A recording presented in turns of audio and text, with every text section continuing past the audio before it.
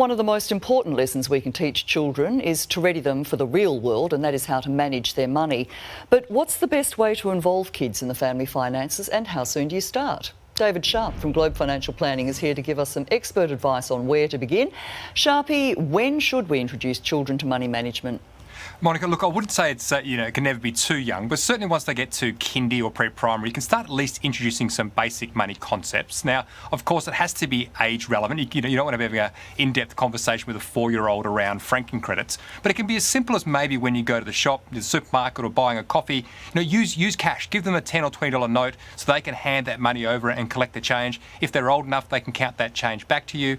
If they're receiving pocket money, even if it's only a few dollars, don't just hide it away in a wallet. Put it in a jar where they can see it. Because, look, we do have a digital world, but for kids that age, it's all about tactile, what they can feel, touch, see, and that's going to give them a much greater introduction to money.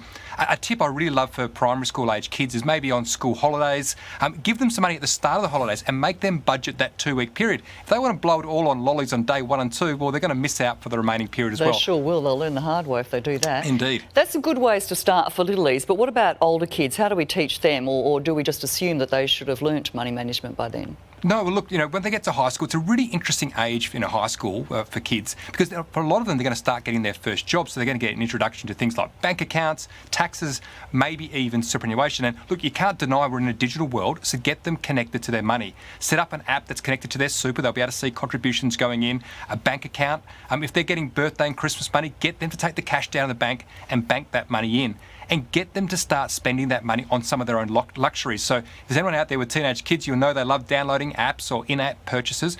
Get them to go on their phone, transfer you the money first before you then go and buy that for them. And that tactic around school holidays I talked about before, you can do the same with kids. Maybe on a 16th birthday party, give them a budget. Let them work out how they're going to spend the money. So they can actually see the balance going down. Exactly. What are the essentials that our kids should be equipped with to manage money? Look, I'm a big one when the kids are moving out. When they're babies, we teach them how to tie their laces and wash their hands. But, and when they get a bit older, how to iron a shirt and cook dinner. But we need to be able to equip them with those sort of skills as well. And I think the best way about it is, if you've got adults at home who are working, charge them a weekly rent or a board. Maybe it's $50 a week or $100 a week.